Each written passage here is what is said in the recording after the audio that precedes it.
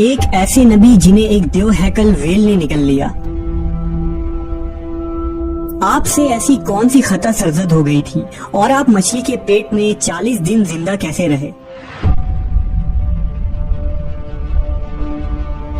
اس video میں ہم اس ہستی کے متعلق جانیں گے جن کا واقعہ قرآن مجید میں یونس اور توریت میں جونا کے نام سے آیا ہے۔ تاریخ میں آسوری قوم ایک عظیم اور طاقتور قوم کی حیثیت سے جانی جاتی ہے جس کا دارالحکومت اشور تھا۔ اشوری دراصل بنی اسرائیل کے نسل سے تعلق رکھتے تھے جو بخت نصر کے حملے کے بعد غلام بنا کر بابل اور عراق لائے گئے تھے۔ اس زمانے میں دریائے دجلہ کے کنارے نینوا نامی ایک چھوٹی سی بستی تھی۔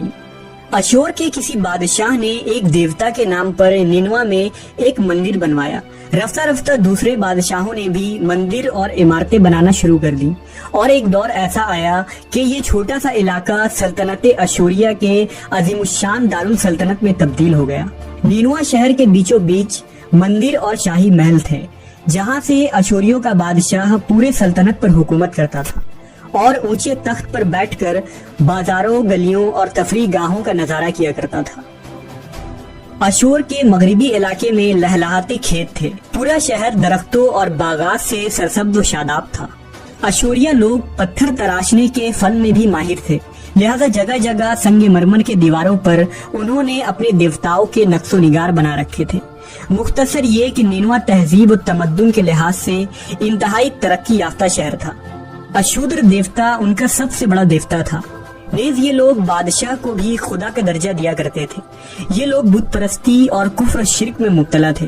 اس وقت نینوا کی آبادی 1 لاکھ سے زیادہ تھی اور یہ 700 قبل مسیح کا زمانہ تھا۔ اللہ نے اس زمانے میں اس قوم کی ہدایت کے لیے حضرت یونس علیہ السلام کو بھیجا۔ حضرت یونس کا پورا نام یونس ابن متا تھا۔ آپ حضرت ہود علیہ السلام کی اولاد میں سے تھے، جبکہ بعض مفسرین نے لکھا ہے کہ یونس علیہ السلام کا تعلق بنی اسرائیل سے تھا۔ آپ حضرت یوسف کے چھوٹے بھائی بن یامین کے بیٹے تھے۔ جب آپ کو نبوت ملی اس وقت آپ کی عمر 28 سال تھی۔ آپ پر ایک صحیفہ بھی نازل ہوا جو توریت میں یونا کے نام سے موجود ہے۔ حضرت یونس سب سے پہلے اشوری بادشاہ کے پاس گئے اور اسے پیغام حق سنایا، اسے خدائی کے جھوٹے دعوے سے توبہ کرنے کا حکم دیا اور ایک اللہ کی عبادت کی طرف بلایا۔ یونس علیہ السلام نے اس سے ان اسرائیلی قیدیوں کو آزاد کرنے کا بھی حکم دیا جسے اس نے قید کر رکھا تھا۔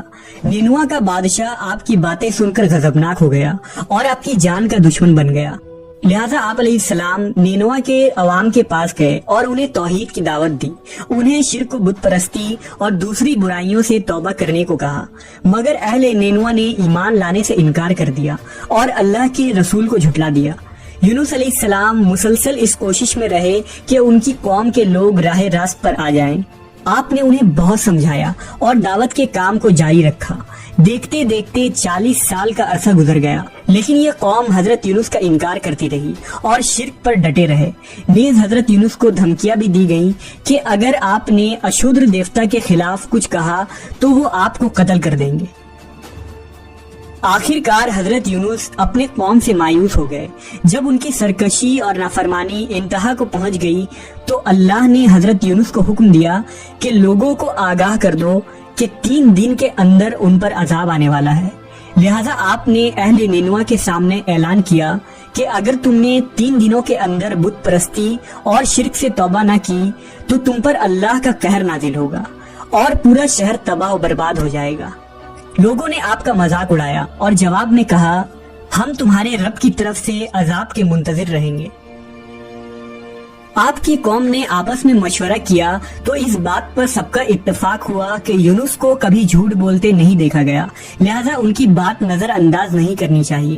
مشورے میں یہ بھی طے ہوا کہ دیکھا جائے کہ اگر یونس علیہ السلام رات بستی کے اندر اپنے گھر میں مقیم رہتے ہیں تو سمجھ لو کہ کچھ نہیں ہوگا، اور اگر وہ یہاں سے کہیں اور چلے جاتے ہیں تو یقین کر لو کہ صبح عذاب ضرور آئے گا۔ حضرت یونس علیہ السلام رات کو اس بستی سے نکل گئے۔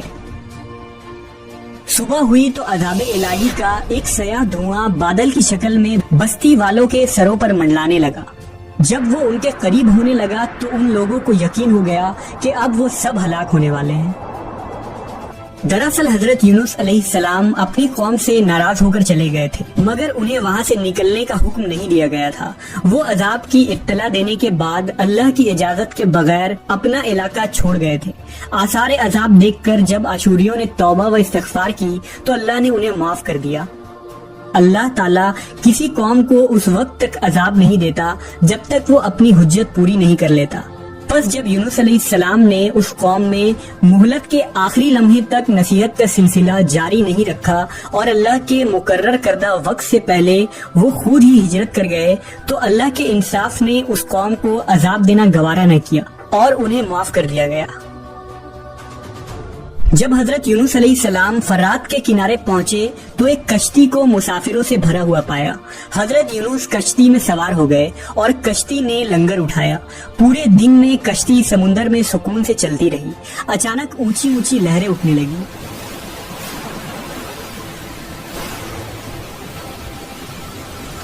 लोगों ने अपना साजो सामान समुंदर में फेंक दिया कि कश्ती का बोझ कम हो जाए, लेकिन कश्ती का बोझ फिर भी कम न हुआ।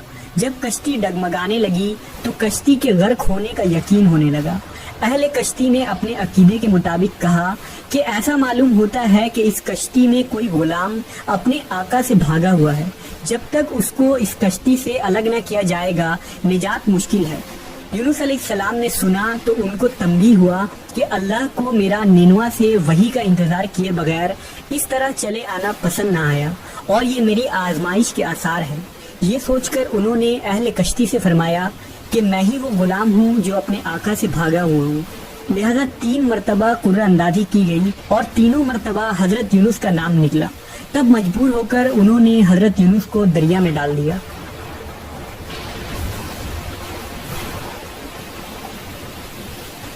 उस वक्त अल्लाह ने एक बड़ी मछली को हुक्म दिया कि उन्हें निगल लो, ये तुम्हारी गजा नहीं है, इसलिए उनके जिस्म पर कोई तकलीफ नहीं होनी चाहिए। मछली ने हजरत यूनुस को अपने पेट में निगल लिया। यूनुस अलैहिस्सलाम ने जब मछली के पेट में खुद को जिंदा पाया तो बारगाह इलाही में अपनी निदामत का इजहार किया कि मैं वही इलाही का इंतजार किए बगैर और अल्लाह से इजाजत लिए बगैर उम्मत से नाराज होकर निनवा से निकल आया। हजरत यूनुस ने मछली के पेट में अल्लाह को पुकारा। उन पर 3 अंधेरे इकट्ठे हो गए थे, रात का अंधेरा, मछली के पेट का अंधेरा और समुंदर का अंधेरा। आपने उन अंधेरों में ये कलमात कहे, अल्लाह तेरे सिवा कोई माबूद नहीं, तू यकता है, मैं तेरी पाकी बयान करता हूँ, बेशक मैं अपने नफ्स पर खुद ही जुल्म करने वाला हूँ। रिवायतों के मुताबिक अगर हजरत यूनुस ये तस्बीह न कहते तो कयामत तक मछली के पेट में रहते। रसूल अल्लाह सल्लल्लाहु अलैहि वसल्लम ने फरमाया कि जब यूनुस ने ये दुआ की तो ये कलमात अर्श के गिर्द घूमने लगी। फरिश्ते कहने लगे कि ये बहुत दूर दराज जगह से आवाज आ रही है, लेकिन कान उससे पहले इससे आशना जरूर है और आवाज बहुत ही कमजोर है। अल्लाह ने हजरत यूनुस की दर्द भरी आवाज को सुना तो फरमाया, क्या तुम इस आवाज को नहीं पहचानते? उन्होंने कहा नहीं। फरमाया, ये मेरे बंदे यूनुस की आवाज है। फरिश्ते ने कहा, ये वही यूनुस है जिसकी पाक अमल कबूल शुदा हर रोज तेरी तरफ चढ़ते थे। ए अल्लाह, मुसीबत के वक्त उस पर रहम कर। तो उस वक्त अल्लाह ने मछली को हुक्म दिया कि वो आपको बगैर किसी तकलीफ के समुंदर के किनारे उगल दे। रिवायतों के मुताबिक यूनुस अलैहिस्सलाम 40 दिन उस मछली के पेट में रहे और उसके बाद अल्लाह के हुक्म से उस मछली ने आपको समुंदर के किनारे उगल दिया। मछली के पेट में रहने की वजह से आपका जिस्म ऐसा हो गया था जैसे कि परिंदा का पैदाशुदा बच्चा जिसका जिस्म नरम होता है और जिस्म पर बाल तक नहीं थे। गर्ज हजरत यूनुस बहुत ही कमजोर और नातवा हालत में खुश्की पर डाल दिए गए थे। इसके बाद अल्लाह ने समुंदर के किनारे पर एक बेलदार दरख्त उगाया।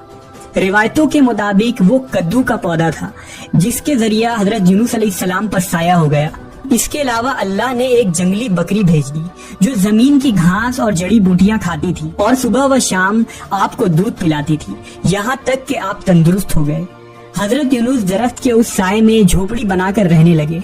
यूनुस अलैहिस्सलाम की कौम उन्हें तलाश करती हुई एक दिन उस साहिल के किनारे पहुँच गई और उन्होंने आपको देख लिया।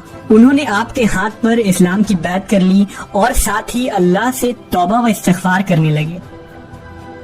यूनुस अलैहिस्सलाम दोबारा निनवा चले गए और वहाँ रहकर अपनी कौम की रहनुमाई फरमाई। حضرت یونس کی زندگی نینوا ہی میں گزری اور وہیں آپ کا انتقال ہوا۔ اس قصے سے ہمیں یہ سبق ملتا ہے کہ کسی بھی حال میں اللہ کی رحمت سے مایوس نہیں ہونا چاہیے اور نہ ہی ہدایت کے معاملے میں اپنی ذات پر بھروسہ کرنا چاہیے۔ ہدایت تو بس اللہ ہی کی طرف سے ہے، ہمارے ذمے بس پیغام حق پہنچانا ہے۔